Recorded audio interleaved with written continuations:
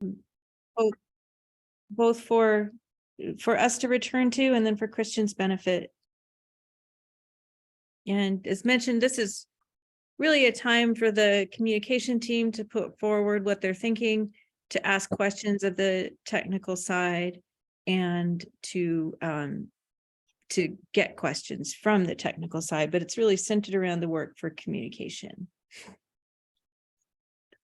If you could allow screen sharing. Sorry, yeah.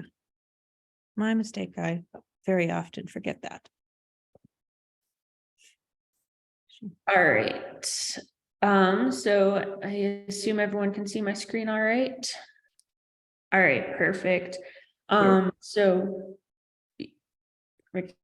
yeah, thanks everyone for giving us the opportunity to kind of present today. So I'm kind of leading this discussion, but I'll pause throughout for input from Paige, and then when Marilee joins as well, her as well. And also please feel free to interrupt me. This is meant to be more of a conversation, and I'm just trying to guide it. And also know that Paige did a majority of the work I'm presenting. So I don't want to, make it look like I'm the rock star of our group. This was a group effort. All right. So really briefly here, sorry, I'm still trying to get my split screen.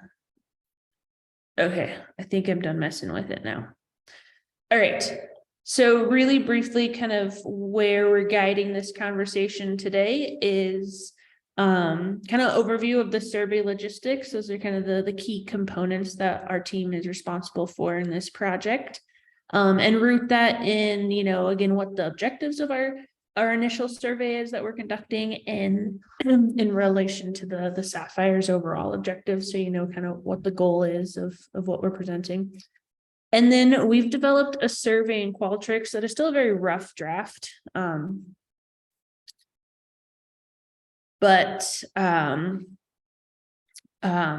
there's definitely more opportunity to add to it and remove a lot of the questions. So we don't have the time to go through every single question that we have in our Qualtrics survey. Know that it's a couple hundred questions right now. But we pulled some of the ones that, as we've been going through within our team, that have raised like the most discussion, and so to get the insight and expertise of all of you. So that's the goal of what we're going to do today. All right. So again, just to provide a little bit of context, kind of the idea is that the survey or the behavioral team is going to develop about 5 surveys or so. The first survey is the one that we're focused on today. This is the more broad general insight survey. So this isn't specific to the houses that we're going into and doing the tech intervention, but this is, again, and I'll talk more about who the participants are in a minute. But again, it's more for broader context than necessarily assessing the behavior of our intervention that we're deploying. But we will be, doing surveys later on in relation to those in-home experience and usability with the tech. And we imagine that'll be, a series of 4 or so surveys throughout the period that it's in their house. And hopefully we'll have the opportunity to talk in the future, one that gets more developed, and get the insight from the rest of the group on those questions. All right, so the first kind of thing diving in. Okay, so again, recall we're talking just today about survey 1 logistics, although if there's, something else, that you want to make sure that we keep in mind for the latter surveys, don't hesitate to mention that. But this first survey is going to be deployed to the state-run weatherization program clients and conducted through that service. And so, correct me if I'm wrong, but I think who we have as players in that is Colorado, Washington, and Oregon. So not just Colorado only respondents. No one's correcting me, so I'm going to go with that's correct. Also New Mexico, and maybe Colorado. Yeah. Yeah, and we don't know yet about Washington, but we may be able to get Utah. All right, so states, not necessarily Colorado, across. So perfect. Yeah, someone says, is 300 the target in, or who we're going to disseminate? Yeah, that's a really good question. Paige, do you have a good answer for that one? Yeah, that's our target. Thanks, Paige. Yeah, so the goal is to have this ready to deploy by April of 23, so in a couple of months, and I think we're well on track to meet that goal. And the reason for April is because that's, I think, from my understanding, when the weatherization really starts going into the homes, and that'll be the opportunity to capture the most people with this new cycle. And if you recall also, since they're in the weatherization program, this group is, not necessarily representative of, the entire US Census, but rather they're the low income. They're ones that are willing to engage in a government program, obviously, because they already, signed up to be part of the weatherization. And most of them are homeowners as opposed to renters. All right, any questions or comments before I go on to the next one? All right. So then again, before we dive into some of the questions and concepts that we're trying to get at, just to remind everyone what the purpose of the survey is. So objective 3 in our Sapphire's proposal was to connect user trust, cognitive load, and life experience with occupant priorities, hazard perception, and likelihood of engaging in maintenance and usage behaviors. So again, this is very broad, just like what motivates people, why are they acting to improve their home air quality, or why aren't they, are there, perceived risks that aren't true? Are people centered on the correct information? So that's the idea, the framework behind that. Yeah, Ellison. Is it okay to interrupt with questions? Please. Yeah. Okay, because I could wait. But one thing I was just curious about is this idea of understanding, like, I think demonstrated priorities, like previous or habitual maintenance and usage. How far from home maintenance and usage do you get in asking? Like, do you ask people, like, how do you take care of your car? Does that give any insight into how they take care of their home? Like things like that. I just don't know and was curious about. Yeah, so we mostly focused on home maintenance and health behaviors because we thought those were the most germane to what we're talking about. So I think we'll talk about some of the questions we ask in relation to that, but it's things like, do you proactively test your smoke alarm batteries, or do you charge them when it starts chirping at you? Do you go to a doctor preventatively, or do you only go when you're sick? Do you brush your teeth? Do you floss your teeth? Those kind of things. Okay. So yeah, we tried not to get too far out of sort of the home and the health spheres. Oh, thanks. That's really helpful. Yeah, that's a good question. And when we were brainstorming, we had a larger scope, and then we started to narrow it in when we thought we had a good enough amount of questions related just to home and health. So the way that we are developing this survey is kind of, if you look at these 3 like overall topics, the first one that we're trying to capture is cognitive load of these households. So, right, how many people live in the house, how many are children, how many are older, how many caregivers are there, what are those duties, how many jobs does each person have, right, to understand just, what all are they juggling at once. And then we also tried to get at, concerns that they might have. And I think I took this slide out, but, what general concepts are they worried about in the world, right? Crime, police violence, right? So just getting at all the different things that might be weighing on them to get an overall sense of their cognitive load. And then the next one's perception of health risks. So, what they consider to be, a risk, what they don't prioritize, perhaps why they prioritize it, et cetera. The demonstrated priorities. So, previous or habitual health protection behaviors. So, what are they actually, going out and prioritizing to tackle with the limited, bandwidth that everyone has, and what might influence what they choose to prioritize. Is it their, their health? Is it their perception of risks, et cetera? And then the next topic is ability to affect change. So, their trust in change, their previous experience with successful change.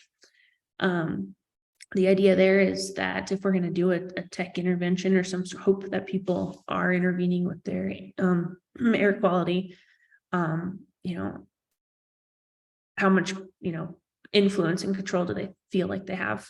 The next one is trust in information. So whether trusted sources of information exist, so where they go out to seek information, and what types of information that they actually believe, and that can, you know, help influence how we try to disseminate information correctly to people. And then the last topic is general trust in systems, so level of interaction with understanding or satisfaction with various control systems. And so kind of the way that we're going about developing this survey is with these in mind. We just brain dumped as many survey questions as we can, and we're still, I think, in the brain dumping phase. And then once we're pretty satisfied with the questions, we'll go back through and we'll, you know, map each of our questions to how they map to these 6 topics, right? So like, for example, you know, we might say, you know, survey question 1 through 10 and 20 and 30 all relate to cognitive load, right? And organize it that way and just make sure that, you know, we have a well-balanced and we're representing that. So that's the way our team is going about developing this survey. All right, so now we're going to get into the exciting part where we're going to rip apart the questions that we've come up with. But before I do that, does anyone have any other questions or comments? I have a comment that I want the tech team to be thinking about the kinds of questions that are asked. So for example, I think last week, Lori had a number of questions about, is this really going to be okay with the users? And that kind of question is really something to bring back here as well. So before it gets built into the technology, we want to be thinking about whether it's at least in line with what we know about what users do. And so if it's incompletely explored in terms of the survey, this is a good time to bring it up rather than after the survey has been sort of sent through IRB and gotten concrete that way. Yeah, thank you. All right. So again, B is critical, and no idea is a poor idea. We came up with a lot of really bad survey questions in developing these, but that just made our survey questions even better after we worked through that. So the first question that we thought that would be interesting to talk about with the group really stemmed from, we think it was Christian who brought this up, and this hypothesis that someone's exposure to poor air quality at their job will probably make them more attuned to air quality in their home. And we want to be able to parse that out. And so we asked the survey question, does anyone in your household have a job where they are regularly exposed to fumes, chemicals, or toxins? For example, paint fumes or asbestos? Yes, no, or unsure. So I guess our question here is, you know, we debated this question, and any initial thoughts or a better way to ask that, or are we missing something here? Do we think that we'll be able to potentially group people right into, you know, they have exposure in their work and then look at how the rest of their responses kind of section out? Erika, will make more people attuned to air quality in their home environment. Do you mean that they'll be more aware that they have poor air quality in their home? I mean, there's some people that work in poor air quality and it's never talked about, right? I mean, they just go to their job, they're exposed to like paint fumes and auto exhaust all day. Nobody really talks about it, right?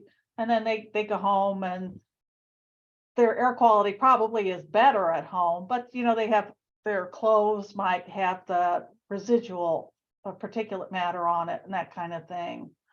So do you mean when you're saying attuned, I'm not positive what you're saying there, like in your question. Yeah, no, that's a really good point. And I think that this hypothesis could go either way, right? Like either people work in a job where they're exposed to paint fumes, and so right when they get home, they're like, well, I already spend my whole day in a risky environment, so I don't care about my home air quality either. Or, right, they are the opposite, where they get home and they try to make up for a whole day of being exposed to poor air quality. And so it's just, yeah, like, you know, sorry, that's a poor phrasing on my part, but yeah, we want to get at, you know, potentially are people who are exposed to poor air quality in their job, are they either more or less attentive at home? I think one part of this that sort of underlies our whole survey that's important to note is that we sort of assume that most people never think about their air at all, right? And so part of this question is trying to get at, are there people who are primed to be thinking about air when we assume most people have never thought about it at all? And we imagine people who are in jobs where they're expected to take some sort of precaution around air or fumes, then they probably think of air differently than kind of the average person.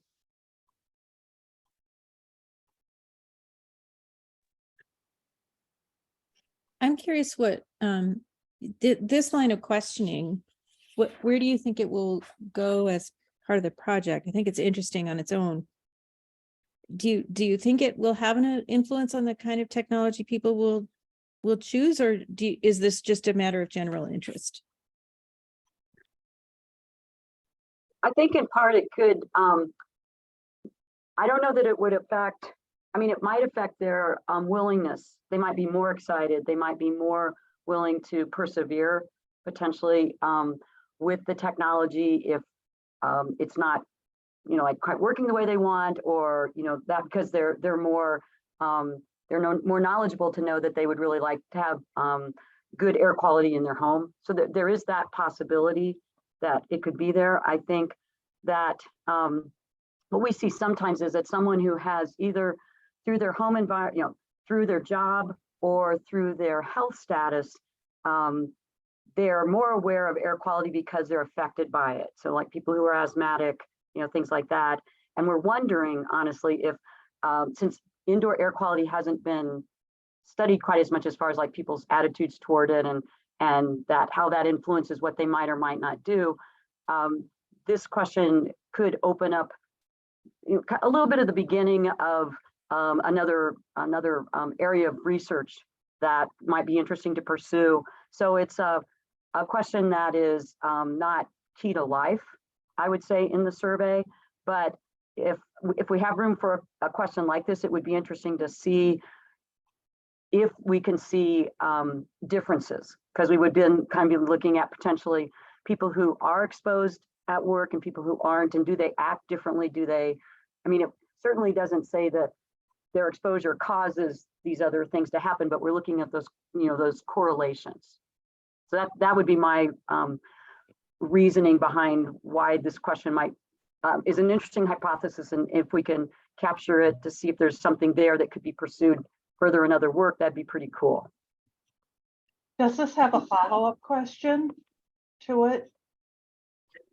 Yes, so the idea is that we ask, a question like this, and people either are or not exposed. And we also have a question that's like, does anyone in your house have asthma or any other respiratory disease? Yes or no, right? And so the idea is then we can look at the people that were categorized as yes or no on this like job related one, and yes versus no on the health related one, right? And compare the responses for other questions in the survey.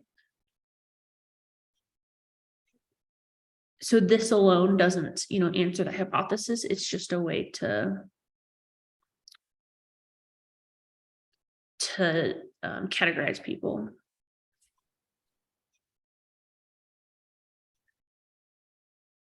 All right. So that's one, just maybe for the sake of time, and we can always come back to questions. The next survey we have is, so we start more broad and then kind of towards the end, we narrow a little bit more towards air quality and then a little bit more towards the tech side of things. But this next question we had is, the hypothesis here is, what they live near likely will impact their perceptions of air quality, or at least will help us understand some of the responses. And so, we asked this question that I have boxed in yellow, do you live near any of the following? And so we have, a park or open space, a busy street, right? So the transportation side, so kind of the negative, a factory or industry, a medium to large farm. So thinking about, commercial agriculture, or a body of water. So kind of the end ones are good things for air quality likely, and then the middle ones are poor ones. I guess, yeah, just to bring this one up also, if we think there's others that are interesting or if this is even relevant, just throwing this one out here for discussion.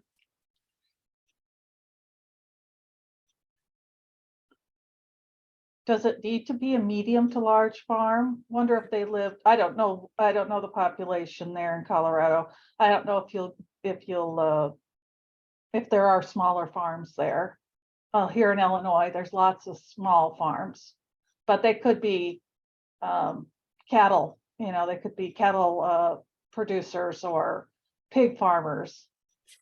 Maybe they live on the farm. I don't know if that's relevant to what you're trying to find out here or not, but even if they lived south, got a lot of the winds from the north or from the south, and they smelled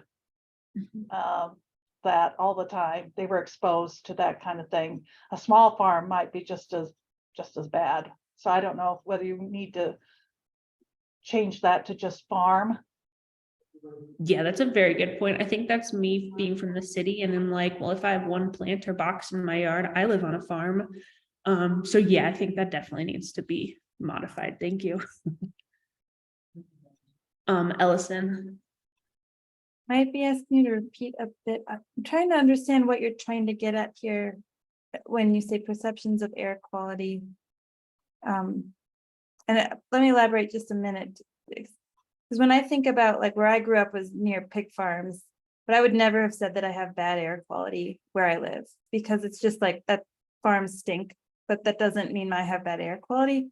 But then you're still capturing my perceptions about air quality with those questions. But I think what I'm wondering is is that where you're going? Do you just want perceptions of air quality, or do you really want like perceptions on a good to bad scale? I don't know. I don't think I know how to ask what I'm trying to.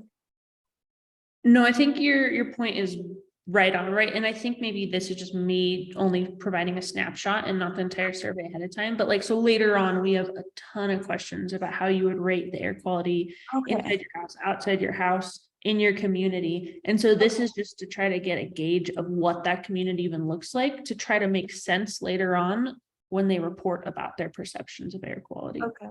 So, Yeah, so then I do have a suggest that follow-up. we- Oh, sorry, go ahead. Yeah. Can I suggest that we not delve as deeply into each questions we're doing? Because I think that maybe it would be good to go through a bunch of questions first and then take questions, because I think we could all ask questions about each question. You mentioned you have 200 questions, not all presented here, but I think maybe it might be good for the group to see the range of questions so that they can focus the limited time on those that are going to be the most relevant. Is that okay? Yep. I don't want to cut anybody off, but I also I don't want to be here for 3 hours either.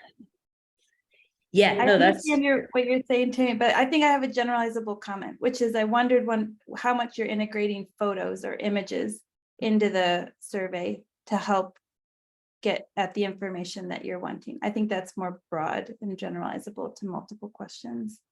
Yeah, that's fantastic. We don't have photos yet, but yeah, I like that idea. All right. Then let's march on. So yeah, I guess what we've learned is that just providing a single question, you lose sight of what else the questions are. So yeah, that's a good point, Tammy. I'll walk through some of these and then we can circle back to them. So then we ask about home characteristics, and we have a variety of questions. And the idea is just to understand what their home, contains and what it's like. So we ask questions such as, if they own versus if they rent, if it's a standalone, if it's a multi-unit, number of bathrooms, number of bedrooms. We ask a variety of questions about what types of appliances they have, right? And the idea there, and you can see a list of the types of appliances we're interested in. And the reason for that is we have follow-up questions later on that ask, about how often they clean their air conditioning unit, right? And if they don't have an air conditioning unit, we don't want to ask them that question.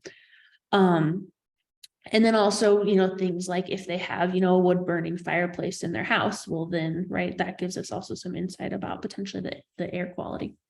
And so then the question, and we can again circle back around to this, is that, we want to know, are there other home characteristics that would help the tech team, in the development, or just understand, the types of people that are in this, what they have. So, right, we thought about, the year built or whatever other home characteristics. Holly, I see your hand is up. Yeah, I'm just thinking, I don't think of windows as appliances. So you probably should separate, either have everything and not just all appliances, but just what do you have in your home, or have appliances and then home features. Yeah, that's great. Thank you.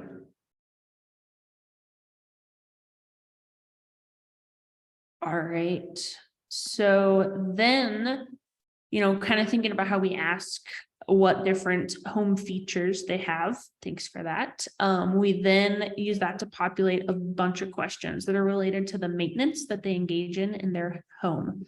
Right. So for example, how often do you change your smoke detector batteries, your air purifier filter, your furnace filter, your carbon monoxide batteries, the lint trap, and your dryer, right? To get at, how proactive versus reactive are they in their maintenance behaviors? And that can help us guide to understand how they might engage in our tech intervention.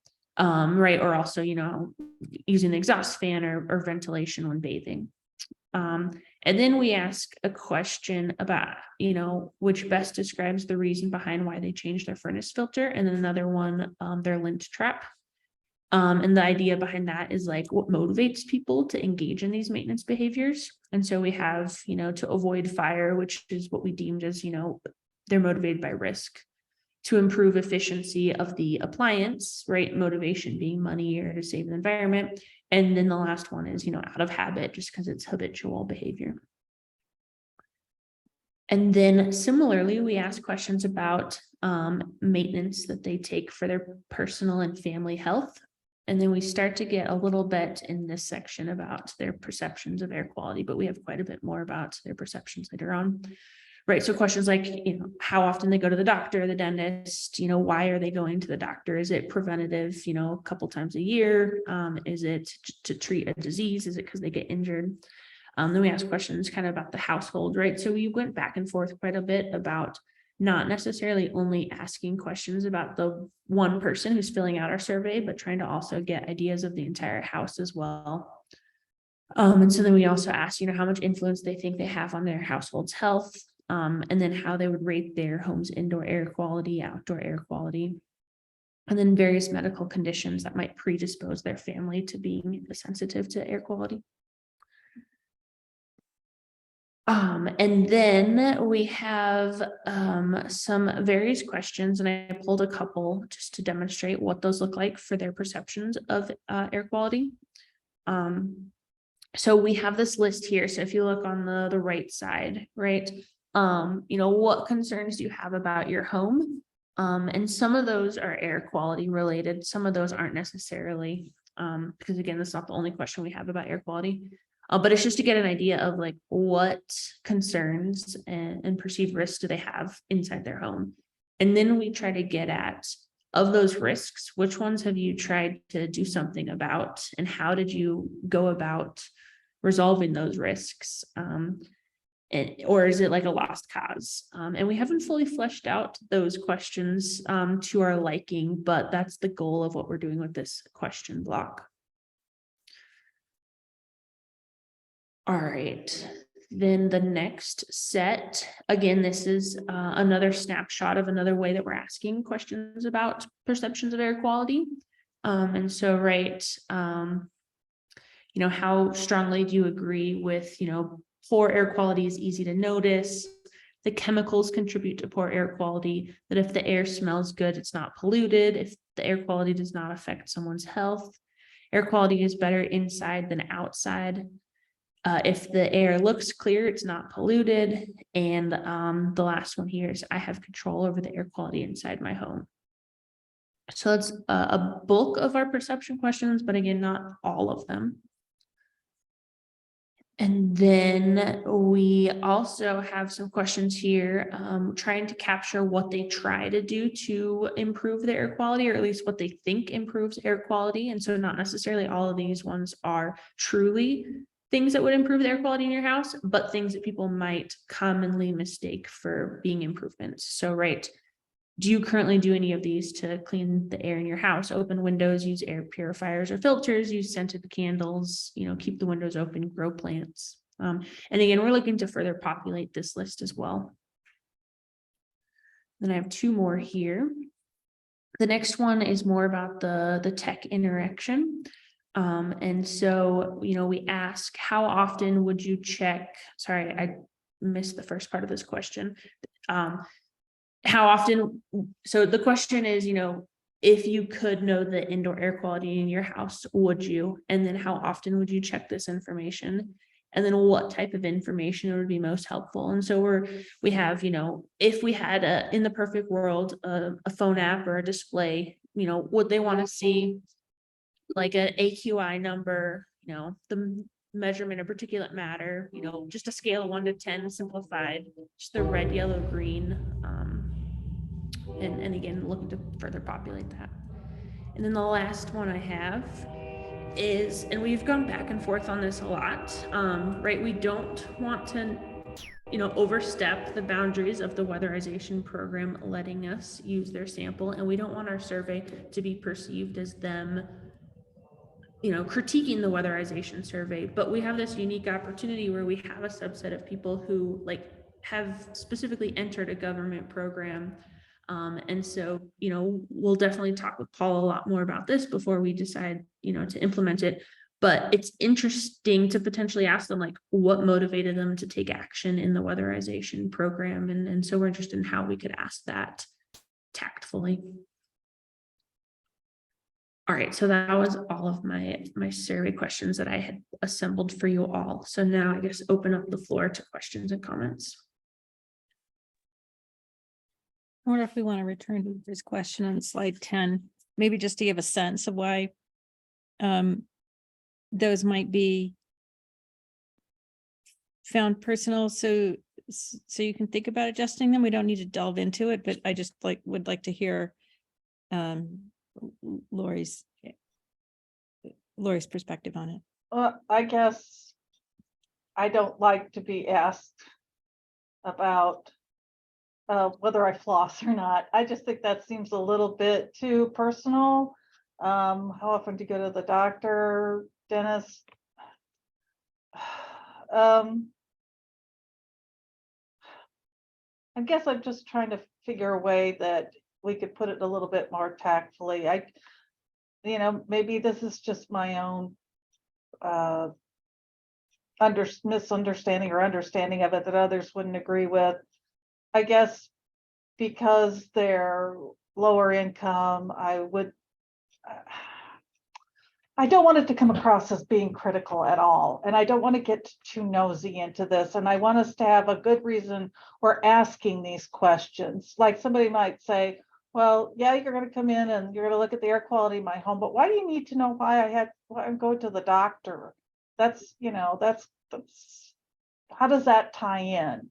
I guess we need to find a way that we tie these questions into what we're doing so that people are wondering why we're asking these questions. And, yes, I might trust the weatherization program, but they never asked me questions like this before. And, maybe they're kind of stretching the limits of trust here. So I'm not saying that these are bad questions, but we need to make it more tactful, and we need to be able to state it so that it's maybe more acceptable to people, and state the reasons why we need this information and how it's going to impact the study, how it's a part of this. And I'm not trying to be critical. This is just my thoughts, but I don't know about the couple hundred questions. I hope that's not I have the couple hundred questions are spread out among different audiences, because I certainly wouldn't want to even answer 100 questions, I don't think. You know, if I was going to participate in this study. Again, I could be wrong, could be just me, but I think 100 questions is a lot of information to ask. I don't even like to fill out the questionnaire at the doctor's office when they ask me 50 questions.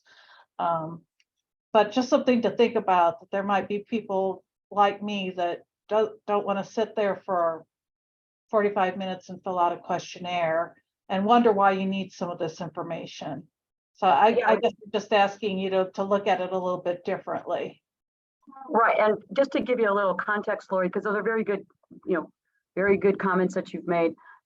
Typically in a survey like this, we would be bringing them through and it kind of as we go explaining, now we'd like to ask you some questions about X and a little bit about kind of here's why, or to help them to understand that. And then in their in the informed consent that they would be told that, before they even decide if they want to participate, we're required to give them an idea of the kinds of questions that we would be asking about. And that's another place where we can provide some context. So we certainly in a survey bring someone through, because you're exactly right. It's like, well, why in the heck are you asking me this out of, without any kind of a context for why that would be is not going to help us out, because they're likely to leave them blank. They're likely to, they could leave the survey.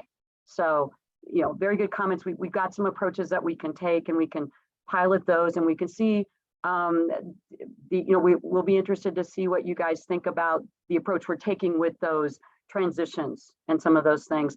And then it's fairly typical to kind of start with the bazillion questions and then we narrow down a lot. And also because people will answer different, like it's kind of like if someone owns a dog, not this survey, it doesn't matter, but in other surveys, if you own a dog, then you get to go ask a few questions. But if you don't own a dog, you don't have to answer any of those.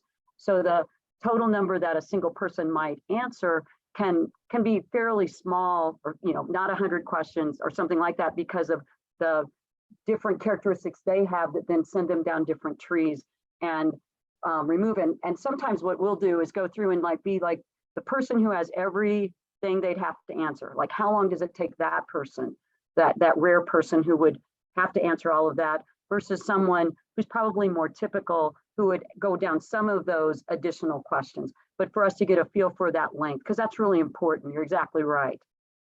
So and I agree with you that we want to also ask the questions, and maybe what we can do is just like, we're basically kind of trying to see, well, is someone more of a preventative kind of mindset, or are they more of this is an emergency kind of a mindset when it comes to, we could argue, kind of like home repairs as well as health. And there can be these things associated with a person in general might be more prevention oriented than versus emergency oriented. And that is part of what we're trying to get at, but there can be some less invasive ways that we could do that as well. Okay, so is this going to be administered on a tablet or something? Since you said sounds like a drop down kind of menu. Okay, that might help as long as people are comfortable using that format. I'm just wondering if there was a way that you could send out a link and have just a little webinar of sorts, maybe 5 minutes, where your team is explaining this whole thing, and that they would view beforehand.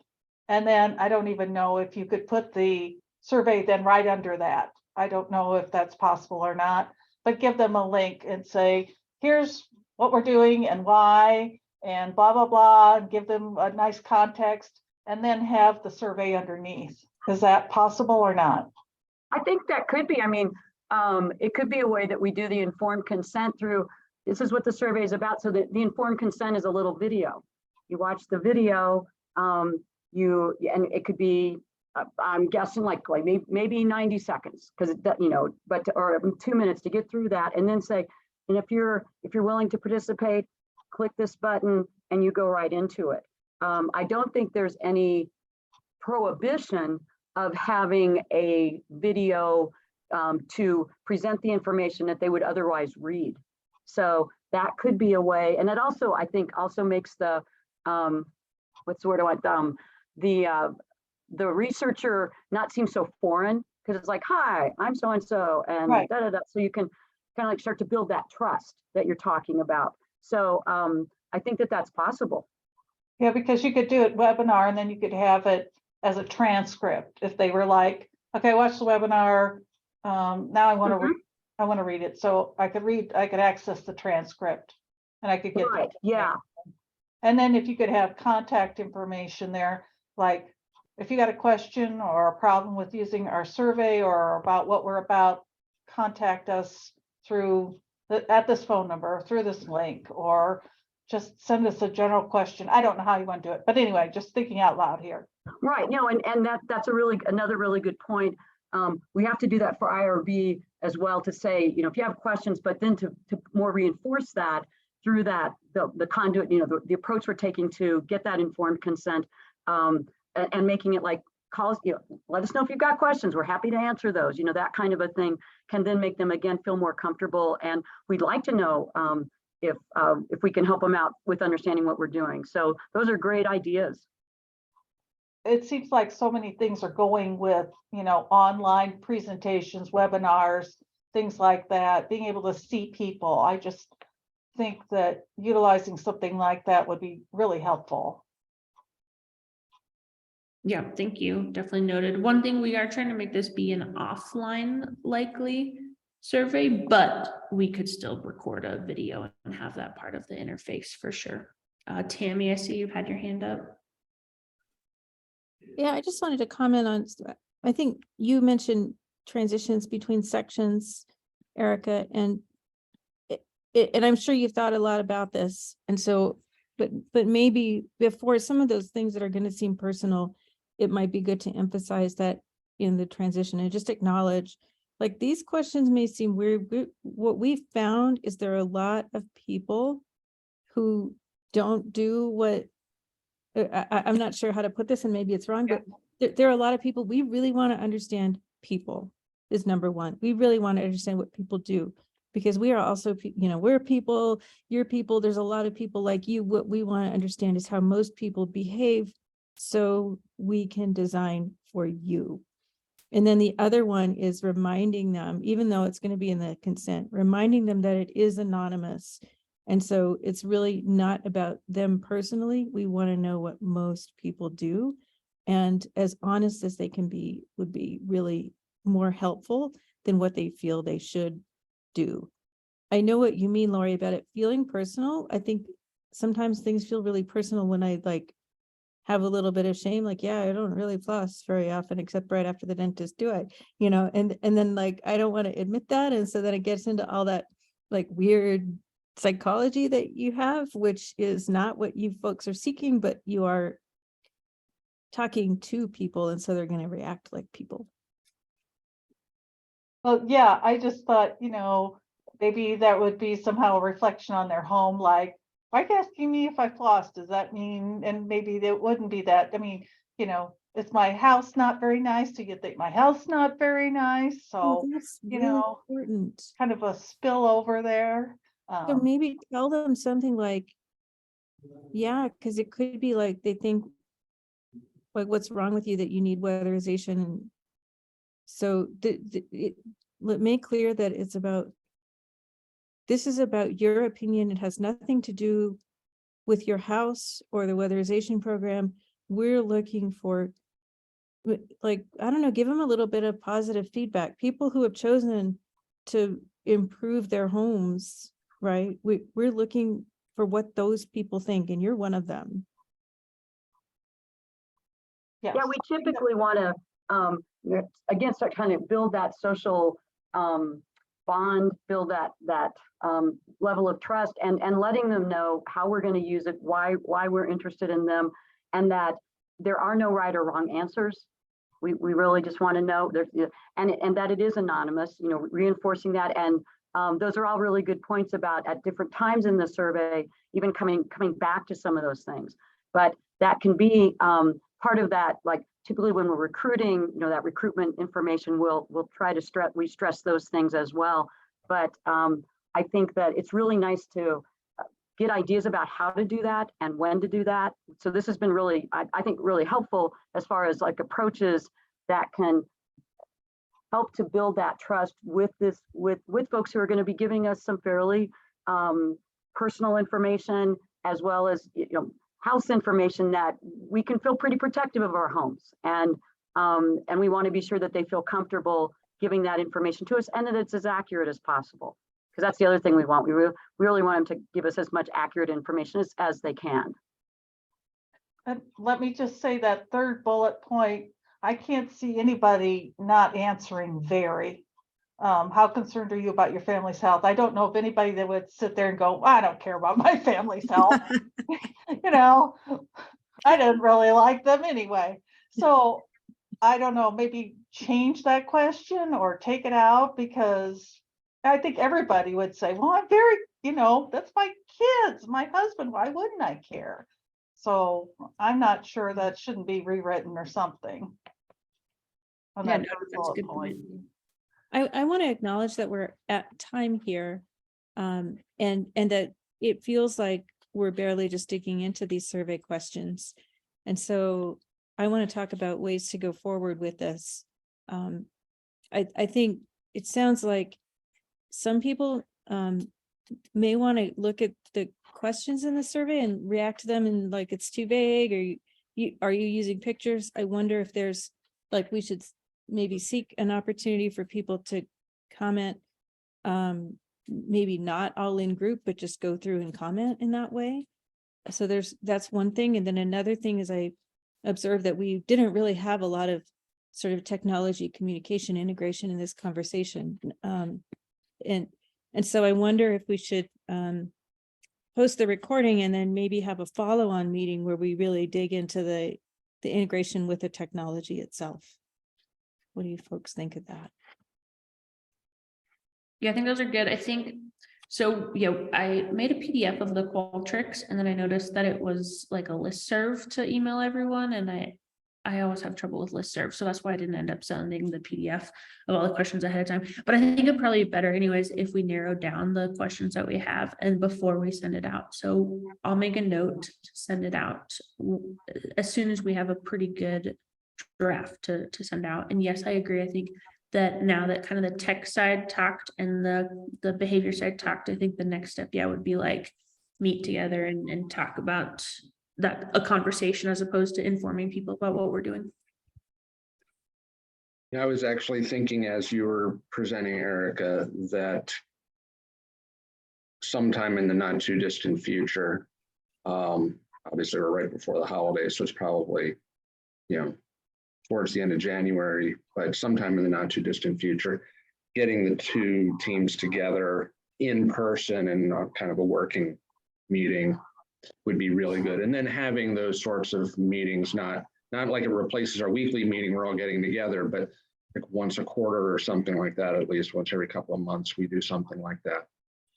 I think that would be great. And I would like to do it early in the new year. I'm also thinking about getting our internal advisory board with us early in the new year. So I will be looking to schedule that. My other team I'm scheduling in about a week and a half. And so I'm really consumed with that. But I do think that it would be really worthwhile for this group to come together. Great suggestions. Okay, so we've got a lot of things to do going forward. We created more work than we solved as usual. Yay, I guess. Are there any final comments or think that this is raised for people that they'd like to participate in?